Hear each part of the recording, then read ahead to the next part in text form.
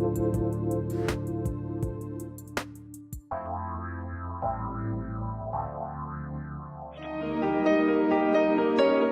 to the Dr. Pat Show. Talk radio to thrive by. Powerful, inspiring, and coming to you live, bringing you stories of people like you and me, busting through and living life full out. Get ready to dare to wonder what your life would be like if you knew you could not fail.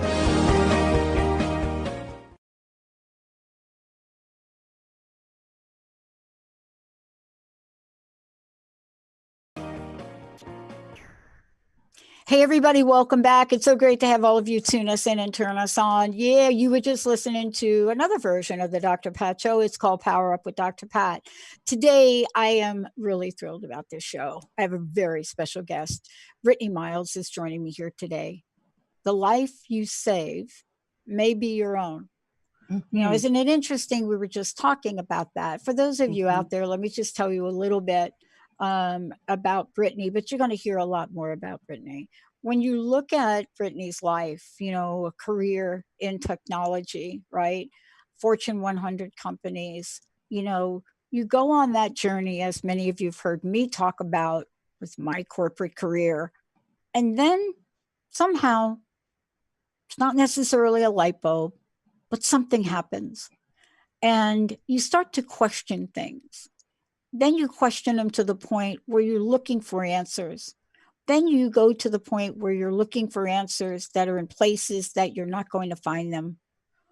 But when you discover the universe and how it works and can guide you, then it leads you to the path that you've dreamt about. Brittany is a spiritual life coach. She hosts her own show. She's a healer. She's a speaker. She's an author.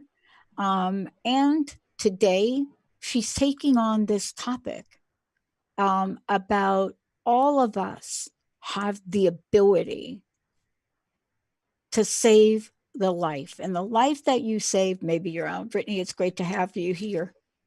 Thank you, Pat. And thank you for that wonderful introduction. And yes, we do have the power to heal our lives once we figure out that we can't change something unless we face it.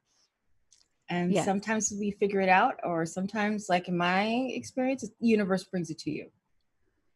Yeah. You know, here's what I love about this, because you're going to talk about, you know, what you learned, what you discover, and now what you teach people, you know, in the 3-step process.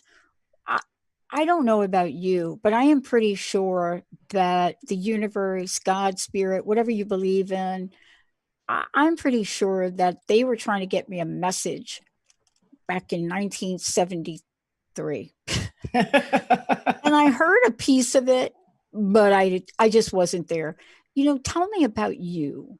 Mm-hmm. You know, what was your awakening like? Did you get the message the first time, or did you have to get a little nudge in here?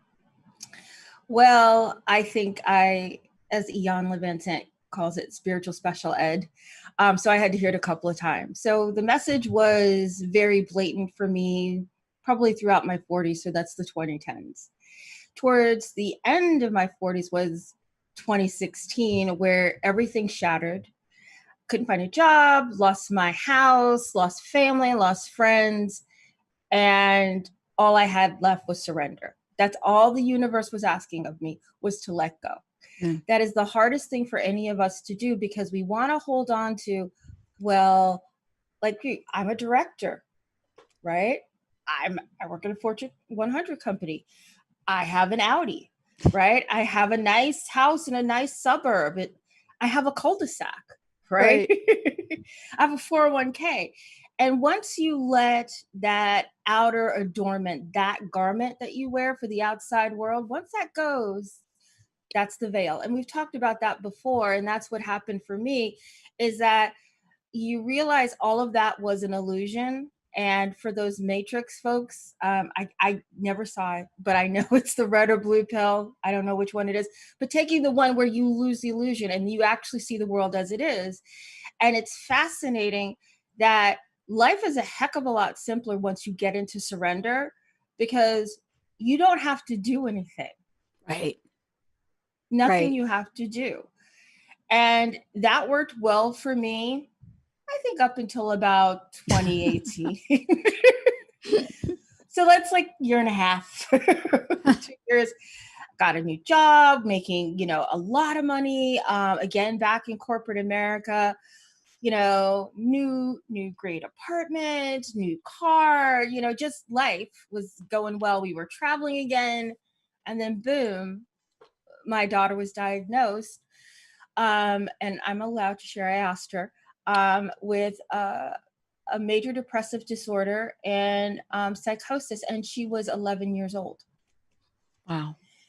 Yeah. And we were just talking about Kanye and and just having to surrender. And as a parent, I wanted to do everything. It was all hands on deck. I was like, what do I have to do? Who do I have to see? What has to happen? And she had strong school refusal. And then so I spent most of all of 2019 at home taking care of her. And I left my corporate job again, and I had to surrender to the fact that I had no control over this, and I just had to go with the flow. And it got very serious with her, where I had to make a difficult choice to hospitalize her. And no one wants to hospitalize their 11-year-old. I know. But I thank the wonderful folks at the hospital that were great to her and helped our family a lot. But through that process, again, I had to surrender and help her father to understand there's only so much we can do. Yeah. And it's been hard. Yeah. And, there's sometimes that, and now more often than not, actually, Brittany, more often than not in the world we live in today, we're finding our young people, our children, our grandchildren are going through some things that either we didn't know existed, right, when we were younger, or we didn't know how to talk about them. Even if you look at the rate of autism in kids today, it used to be, I remember doing a show where we were watching the statistics change. But now we're in a world now, when you look at a young person, you have to ask yourselves, what have we gone through here as a country? How are our children different? We completely lost a generation of kids after 9/11. We never talked about what the trauma was, the levels of terrorism. I had a story of a young girl walked in her church one day to receive a special certificate. And as she was walking in her church, she heard a loud sound, and it was enough to put her over the edge. But the thing that you said, I want to get back to, is you sought out help. That right there, if that is something that we can do as parents and grandparents, that's the best way to say, I don't know what I don't know about this, but I'm going to get you some help. Yeah. Yeah. And we were fortunate that we were able to get her some of the best care that you could. And I am appreciative, and I'm glad that I was able to do that. But before she got sick, I was so in that illusion again of everything's fine, everything's great, we're just going to get through this. I had put her in a new school and everything was going to be great. And I watched her, slowly then quickly fall apart. And again, that's when the illusion fell apart, right? I had to let go of, this isn't going the way that I wanted to. I had to let go of, well, I'm going to be super mom again. And I got to a place where I just cried because I didn't know what to do. You are taught how to mother by the woman that mothered you, or women that mothered you. And we didn't have anything. We just didn't have a place for this. I didn't know. Yeah. Yeah. But, that really leads to, part of what we're going to share today. I thought, for me, growing up as a kid and having the experiences that I had, the spiritual experiences that I had, and getting really, really turned off by the religious community I was part of for a lot of reasons. I didn't know that there would be something that I would find decades later that would support my beliefs, that would support my way of life, that would honor who I was in the world and how I was in the world. I didn't know I would find that. I think that we're at a place now, especially where you and I live. You know, we live in what's been classified as one of the most spiritual places on the planet and one of the least religious. Yes. And people get confused by that. But when you're in search for a solution, sometimes things happen we don't expect, right? Yeah, I agree. That's what I've been calling this entire awakening that I've been going through. I call it accidental Buddhism, where did I read about Buddhism? Did I know about it? Of course. Did I follow most of the mindful practices? Not so much, right? But I thought they were great. And I had the books by my bedside. And through this 3-step process, I rediscovered Buddhism. So I call it accidental Buddhism. Well, let's talk about that when we come back, because I'll tell you what, I discovered it through a pop culture movie. Ooh. And when we come back, let's talk about the accidental nature of spirit. But man, you better be awake enough to know that it's trying to get to you. Let's take a short break. When we come back, Brittany's going to talk about what she discovered, how she discovered it, what is accidental Buddhism, and how does it help us? How will it help us get through whatever it is that's in front of you? And I'll make sure that you have lots of information about Brittany, also where she's going to be, what she's going to be doing. But we're going to take a short break, everybody. We'll be right back.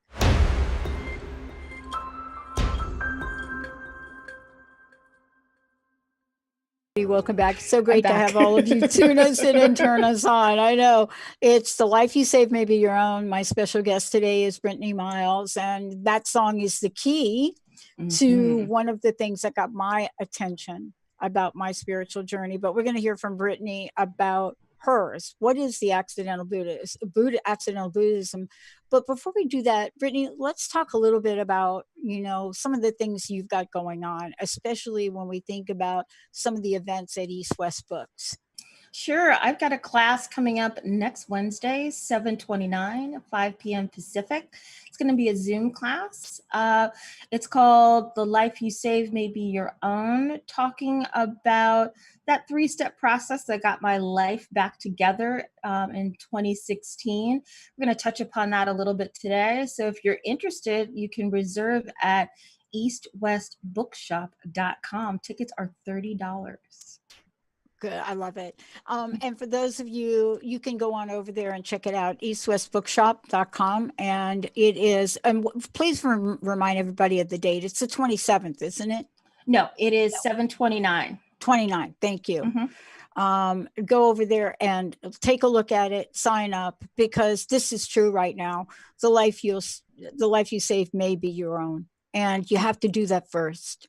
Really, isn't that one of the lessons that we're going to talk about? You're going to walk us through what accidental Buddhism is, but isn't one of the lessons that we learn in life, Brittany, is, man, we've got to be the first ones up at bat. Yep. We got to figure out how to get ourselves some help, right?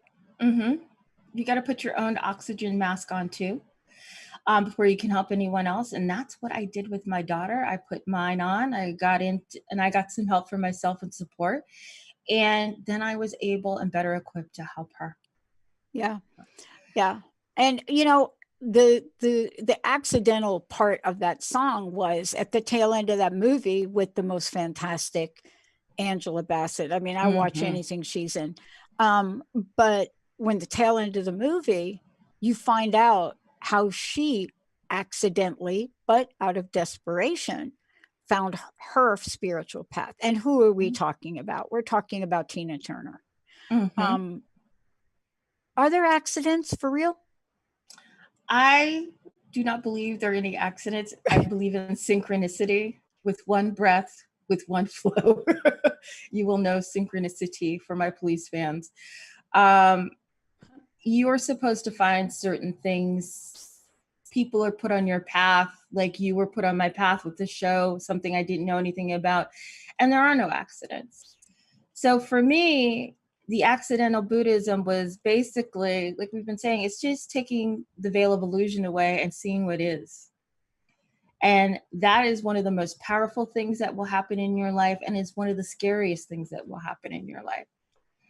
Tell us about the scary part, because people don't Mhm. realize that, but that is so true, right? Mhm.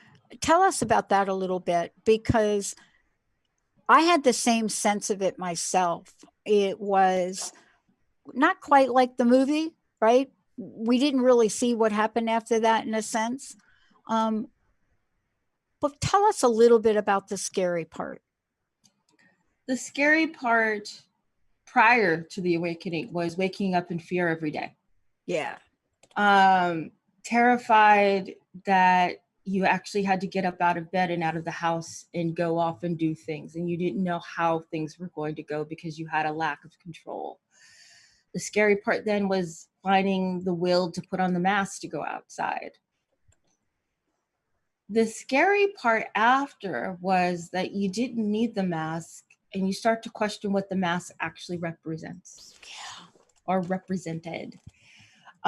What were all of those things that were important to you? What are all of those things mean to you? Where did you actually accumulate all of those things, right? Yeah. Where did all those belief systems come from?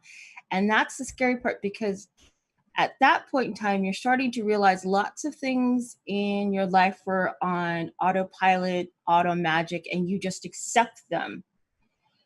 And you now have the opportunity to choose them or reject them or find something new. Mm-hmm. And that opens up a whole new vista that people didn't know existed. And that's scary to take that step forward. It is. And, that's why I think you teach it too, is because, we will take on new things in life, Brittany, right? We're going to take them on. And sometimes people think when they see us here doing this show or on Facebook or, Mm-hmm. doing some live streaming or speaking, sometimes they think, wow, there they are, they're doing their thing. I can't tell you how many times I still to this day get butterflies Mm-hmm. when I am coming out and speaking, or you're the same, you're doing that. But there's an aspect of us that will not go quietly into the night. Mm-hmm. And that's the part we need to figure out how to help. That's the part that you help. Mm-hmm. Exactly. I have to do it for myself on a day-to-day basis. Yeah. When I have lots of things going on and I'm, a bit stressed, and I had to stop, take a breath, get myself centered and grounded. And I was like, okay, this is what you're teaching people. So, you need to live it. But I agree with you. It is, when you're living your life on purpose, it's a wonderful thing. And right now I feel like I have entered my purpose, but it's also a really scary thing because I don't have any real control. I have the appearance of control of making certain moves forward, making certain types of decisions. But overall, I'm on a new journey that I've never thought I'd be on, and is vastly different than the journey that I was taught that I was going to be on. Mm-hmm. At this point in my life, at 53, I'm supposed to be looking at retirement communities for 55 and over, right? Mm-hmm. In theory, I'm supposed to have an adult child. In theory, I'm supposed to potentially be a grandmother. None of those things are true. I'm living a life that actually terrifies people because I'm making choices that make me happy, and I'm not living the status quo. And sometimes that makes you an enemy of people that you love and friends and employers because you're not falling in line. Yeah. Yeah. I mean, it's the number one thing that will cause people to look up, even if we don't think they're paying attention to our lives. Mm-hmm. When we, and this is, look, I know people have said something similar to you.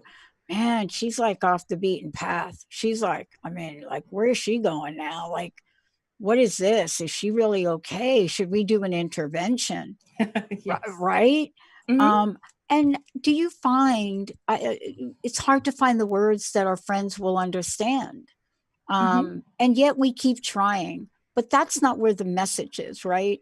You know, in the accidental Buddhism, right? We're looking for let's just call it, for lack of a better word, we're looking for the message in the process that you teach. We're Hmm. looking to get some level of clarity or something.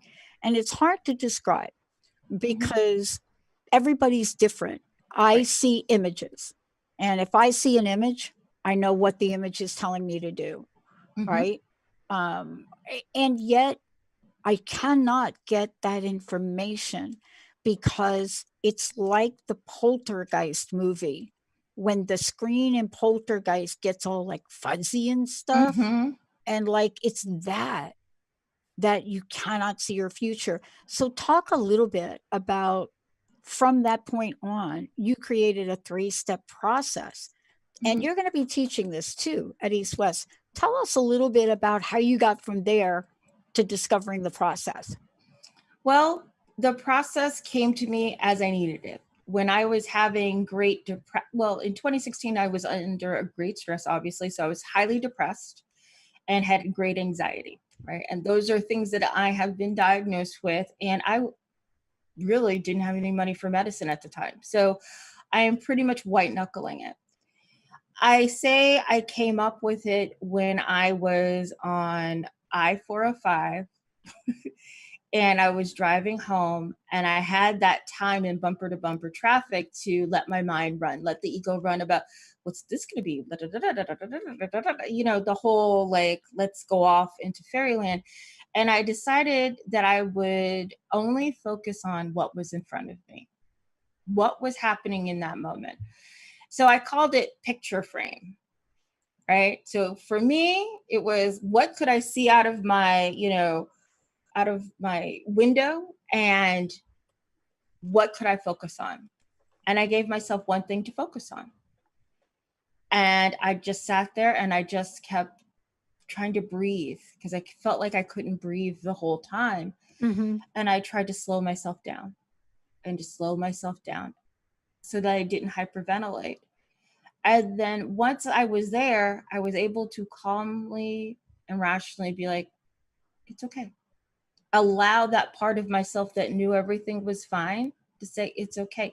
And that voice was, as some people call your higher self, your intuition, whatever, like whatever you want, spirit. Yeah.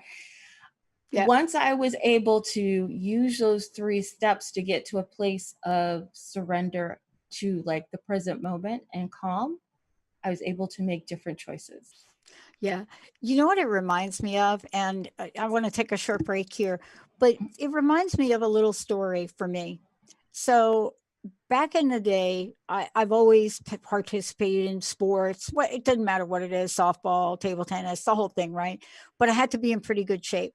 And I remembered that I was always like tearing something in my knee. I tore my first big tear when I was 19. And then from that point on. And so I remember being, what do you call it? Incapacitated, not being able to like run or move or any of that. And so I was in the gym one day and limped my way in there. And all I could do was really, sit, grab a couple of really light weights. But I didn't just grab them and do them slowly, right? Intuitively, I knew to take the little teeny weights and go really, really fast, right? Mm-hmm. Now, in a gym with muscle builders, with my little teeny weights, going like crazy, people want to walk up to you and say to you, dude, that's like not the way you do it. Mm-hmm. And here's what I know about that. That's just one example of how, for me, that intuitive action. Now, today, the study that just came out yesterday says that particular thing, right? Of course, they say for people that are a little bit older, they say that particular thing of sitting down and doing those fasts totally improves cardio. And Mm-hmm. it's one example in life that people go through every day. It's one commonsensical example that we do in our lives every day and don't mark it down and Yep. listen to outside people tell us it's not the way to do it. When we come back, we're going to talk with Brittany about how many times she's been told not to do it that way. And what does this three-step process, what door will that open for us? And what's okay with okay? We'll be right back.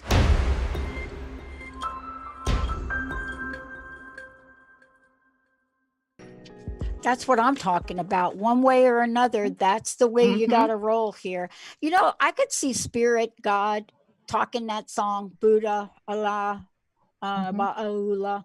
I could see any one of them saying, one way or another, I'm going to get you. I'm going to get you. One way or the other, I'm going to get you. I'm going to get you. And then 9 times out of 10, they're trying. And we are so like off in our own world, right? Whoa. Brittany, before we talk about deep dive into what I considered for myself one of the hardest things to do and what I absolutely rely on today, breath and presence. Before we do that, again, please mention how people can work with you directly, but also how they can kind of like get up close and personal with you over there at East West. Sure. So next Wednesday, 7/29 at 5 p.m. Pacific, hosting a Zoom class called The Life You Save May Be Your Own, about my 3-step process that got me back from the brink in 2016. And I consider it to be my signature teaching, and you can get a feel for me there. And if you want to work with me one-on-one, go to miles2gocoaching.com, please. And I have an Instagram, but difficult to find, but go to the website to get there. Yeah. And it's miles to go. So it's like miles, the number 2 go. Correct. Okay. I know you're going to get into more detail at East West about this, but one of the hardest things I think for people to do, Brittany, is to really understand the power of breath and the power of presence and what happens in breath. And that's part of what you help people understand. But when you put breath and presence together, for me, it's been one of the hardest things for me to do and one of the most powerful. It is. And my last episode with Brittany Dior Wilson, we were talking about this. It was called The Great Unraveling, if you want to check that out. And she had a similar awakening in 2017, and she found breath work. And we were talking about it, the breath as one of the most powerful healing sources and resources that you have in your life. You come into this world, and what's the first thing that you do? Breathe. Yeah. Right? Which is pretty powerful. And that's how we know that you're alive, right? We have to hear that coming from you. Otherwise, there's a lot of concern because you're not breathing. And over time, as a child, we know how to use our breath to cry, to get what we want, or to just have fun with our friends. But as we get older, we learn how to hold our breath because we're waiting on something. We're internalizing anger, we're internalizing anxiety, and all of that pressure builds up to the point where we're locked in ourselves. It's like we're dead from the neck down because we're so in our head. Like we're not even allowing ourselves that one resource that we all have and share is like the ability to breathe.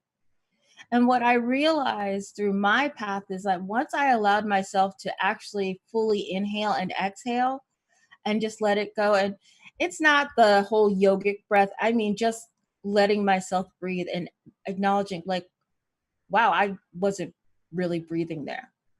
Yeah. Then it's letting that jaw go, letting the tongue relax and loosen. The shoulders come down, able to expand the rib cage, pull that breath into the belly and back. And once you have a few cycles, you'll notice that you do have that relaxation in the body, and then your mind can open up and expand. Because if you're sitting in traffic like this, and then you take a few breaths, you're like, oh, my exit is coming up. Yeah, I did this yesterday. Can I share? Of I was course. getting ready for the show. And so I was looking at what we were going to talk about here. So I was reminded about it and what you do. And I had a scenario, and this is for real. This is a for real story. You know, from day one, I've been out of the gate saying to gig workers and everyone out there, file for your PPP, file for unemployment. You know, it's going to take them some time. And now we're starting to see that there have been some gig workers and 1099 people that have not been able to collect not a single dime from unemployment because the systems haven't caught up.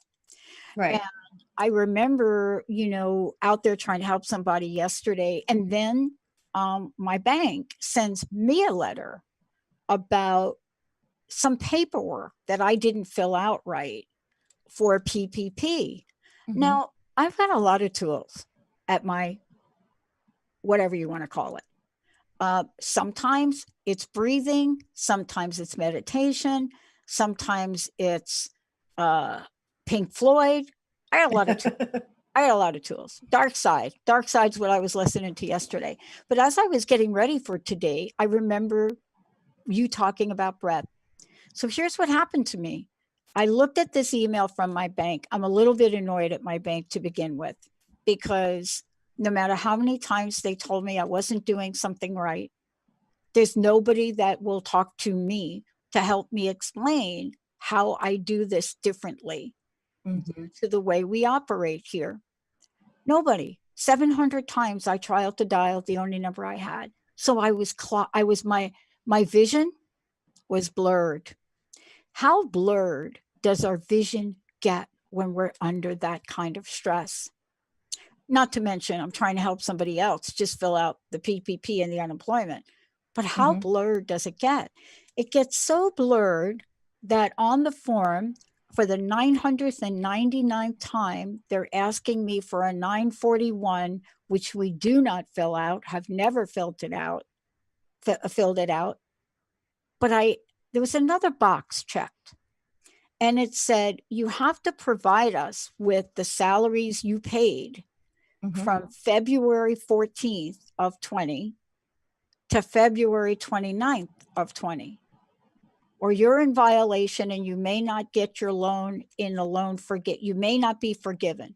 Right. All I could see was, what do you think I could see in that thing from my bank, Bank of America? What do you think I could see in that message? I'm not doing it right. I'm not going to, and you're not going to forgive, right? Mm-hmm. I was one of the first people to file, did it wrong because I couldn't get a call back, did it again the second time, and I filled out some forms just to fill them out. But I missed the dates. February 14th through February of 29th. I missed those dates because they didn't make any sense to me. Why would you want those dates? I've sent you information in on every single other thing you've asked for, tax returns. I've sent why that, and I missed it. And then I was getting ready for the show, and I remember the breathing. That's when I actually saw that they didn't want information 2014-19 to 2029 or whatever that said. They literally needed 2 weeks of what I paid people. I didn't see it. Yep.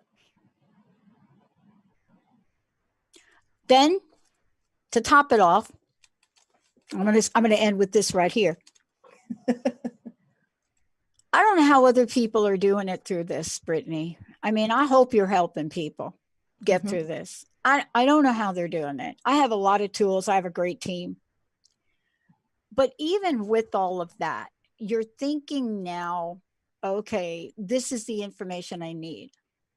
But they're not going to take that information in the way you work.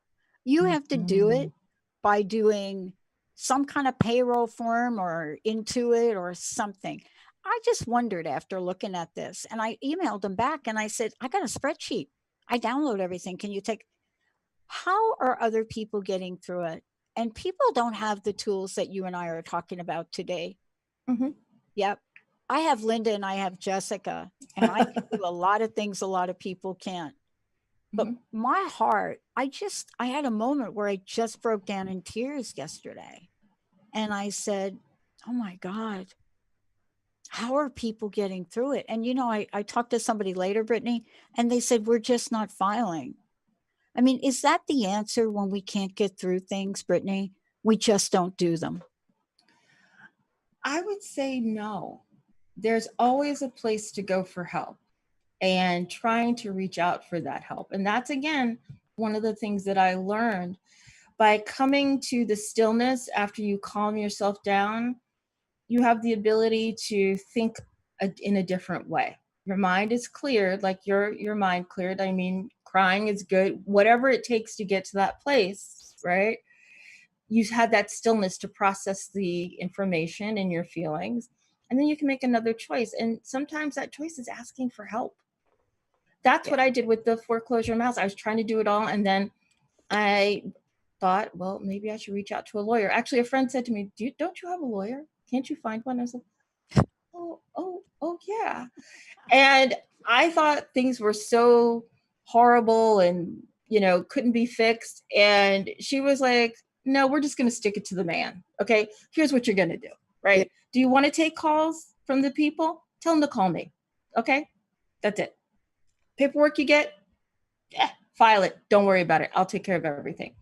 And once I had that, I was like, oh, I'm glad that I asked. And the same way with you, it's like, well, I'm glad that I asked. And you're supporting people through this. And I understand that whole PPE process, process. PPP. Oh, It's bad. I've been looking at some business loans, and it's not easy. I know, but I'm a master at it now. A friend of mine said, why don't you do like an online course about it? And I said, that's a really good idea. Do something virtual, because it does look daunting. And you're not going to have all of the same forms that people that operate a corporate 100, a Fortune 100 company have. You're not going to. And what I realized is you just have to upload it. But how would you describe the times we're living in? And let's go ahead and skip the break, because I want to make sure we're talking about this next thing that you reference, and that is this idea of practicing stillness. And the reason I think this is important, how I topped my day off though yesterday with this. So that's one thing, right? So I went through that, but I had to go to the bank, and I had to do a good thing at the bank. And I walk in the bank, and not a lot of people there, but sometimes it doesn't, the thing that sets you off isn't always the thing that you think would set you off, right? Right. It's not necessarily the person that cuts you off, or maybe the person that cuts your grass too low, right? Or that's not the thing. It's going to be something like, oh my gosh, honey, for the 5th time, you have cooked my eggs and you have cracked my yolk. That may put you right over the edge, right? Yes. But here's what happened to me yesterday. And again, I thought about you, but I think too late. I go to my bank, and I'm filling out everything, and I'm using their pens, and I forgot to bring in my little sanitizer, right? Hand sanitizer, because I just thought, it's a bank. Right. It's going to have it all over, right? You're going to walk in, it's going to be over here by the pens. Nowhere. And oh my God. And I walk up all the way around, and they're behind the counter, and they got gloves on, and they're doing whatever they're doing, and they're handing you stuff. And I said, hey, like, you're out of sanitizer. And he says to me, no, we're not. We're not putting it out. I said, oh, like, you're like one of the largest banks in the world, and you're not putting out hand sanitizer. I said, is it that you don't believe in hand sanitizer? Because here I go off now. I'm like, maybe they don't believe in hand sanitizer. Maybe they don't believe in masks. And I just like, I had a whole story. And so I said, like, dude, like, people, hand sanitizers, okay? Or a tissue. Do you have a tissue, right? I said, why don't you have hand sanitizer? I mean, honestly, my transaction took 15 seconds. My dialogue with this guy about hand sanitizer took a good 10 minutes. And And he said, well, here's the deal. We were putting it out and people were taking it. Oh, yeah. And I said, come on, you are one of the largest banks in the world. You can get big bottles of hand sanitizer that people can't take out. And out of all of the things in my day, out of everything that I had gone through and done, I had that moment. And so my question to you is, we never know, do we, when that moment comes? I would like you to talk a little bit about what you've developed to help us in moments that don't show up like that, but in moments that do. I think it's always taking it back to the breath, right? Because what you were talking about was the story that you had in your head about your bank and hand sanitizer and how they should have bottles and where it should be. Maybe it should be chained down. What's going on with the masks? Why there are no, what have you, right? You had a whole. Oh, I went off. Oh, okay. I did. You had a whole little moment, which they were like, yes, I got you, ma'am. Thank you. Have a great day. But in those moments, when you realize that you have a story, because I still do too, like at the store, someone's going really slow and it's like, why didn't you have all your stuff together? Why are we seeing like 50 gazillion coupons now? Why do we need a price check? And you're like, really? But I don't know what that person's story is. I don't know what's going on with them for them. Maybe this is something that needs to happen for them in that moment, which has absolutely nothing to do with me. Most of the things that happen in our lives, we're focused on everybody else except for ourselves. Like you were really minding the bank's business. I was. Yeah. And it's letting go of those stories. And how you let go of those stories is going through taking the breath, getting into the present moment of like, what am I here to do and why, let me continue on. And in that stillness, I got a story going on. Maybe I should let that story go. Right. Yeah. Or what's going on inside of me that I need to look into and check into. Right. Why am I sending this outward? I think I'm doing a good thing, which it is, but is this about them or is this about me? Yeah. Isn't that the key though? Mm-hmm. And I mean, I just gave you a very everyday story about something about my day got me to the point where when I got to the bank, I should have brought my own hand sanitizer in, which I do. I mean, I carry it everywhere with me. I carry my but I didn't because I figured it is the bank. It's one of the largest banks in the world. And I just thought, I'm just going to be able to hit it up in there. But we have to get back to the basics of what you're talking about because it will work every time. Right. And so I'd love for you to just walk folks through what that 3-step process is, just in summary, to remind us that this is something we can learn. And by the way, and more importantly, we can actually do. Sure. It's taking a moment to take a deep breath. When you find yourself under distress and you don't know where to go, whether to turn left or to turn right, you feel your shoulders up and you just feel that angst like you did about that hand sanitizer. Your body is starting to constrict. I don't know if you felt that, but there's something happening viscerally for you in your body. But by taking those breaths, kind of clears that energy out like an eraser, and you're able to focus. And once your mind is calm, you're now in the present moment where you can sit and say, wow, I'm in the bank. I'm just here to do what I need to do. Okay, they don't have hand sanitizer. Okay, that's fine.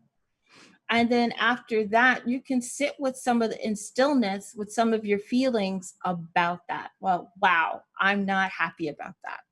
Largest bank in the world, they should have hand sanitizer. Yeah, that was my story. Okay. And within that stillness, you can realize I had an expectation and that expectation wasn't met, which then left me in a place of suffering. Right? That's what the Buddha taught, it's like if you have non-attachment to things, you'll feel free, right? Yeah. But if you have the attachment, you're going to suffer. And you did suffer, right? But in that stillness, that's where you can start thinking through all of your choices about your experience and then how you want to react to your experience. And I'll tell you what, Brittany, that's why this is important conversation with you today, as well as the work you're going to be doing at East West Books. I mean, this is really the conversation about having these tools at our fingertips, because I don't think I'm alone. I don't think I'm alone. I think that we are all in a different level of awareness, right? Some people more than others. I will admit that. But we're at this point now where if we're not going to, figure out how to manage our day-to-day lives in this new normal, new paradigm, then we need some other tools. And that's what your 3-step process is about. Yes. Yes, it is. It is definitely helpful for COVID when everybody's on edge, and just taking a step back to breathe, get still, and just focus on the next step. We're all in this together, and we can make it easier on ourselves if we just take a moment and slow it down, bring it down 1,000. Yeah. It's like my friend said to me yesterday when I was kind of going through my day. My friend said to me, "Come on, Pat, look, this is not an episode of Snowpiercer." And I'm like, seriously, did you quote a pop culture limited series that's on television? Did you just use that on me? And it got my attention so that I went to actually watch the final episodes of that. But the point is this: we are in charge of the episodes of our life for the most part, and at least how we respond to it. Thank you for today. Thank you for all that you do. Please take a moment here. I'd love to know your personal message, but also please tell folks how they can connect with you directly. Sure. You can work with me one-on-one. Go to Miles, number 2, gocoaching.com. I have various packages, and I would love to work with folks. And then again, next week, 7/29, 5 p.m. Pacific, I'm going to be at East West Books talking about the life you save will be your own, and you can reserve at eastwestbookshop.com. I love it. Personal message. What would you like to leave us with? Breathe. Just breathe. Yep. Thank you so much, Brittany Miles. Everybody, I'm Dr. Pat. I want to thank you for tuning us in and turning us on. And so, Brittany, I didn't tell you, they also didn't have the drive-through operating at the bank. So that really did set me off, if you really want to know the truth about it. I mean, it's like no hand sanitizers, no drive-through. Seriously, I got to walk in here. I just got a message from one of my folks said, "Pat, you could take a picture on your phone." Oh, okay. Thank you, Brittany. Brittany Miles. I'm Dr. Pat. Stay tuned for another hour on Transformation Talk Radio. We'll see you next time. Thank you.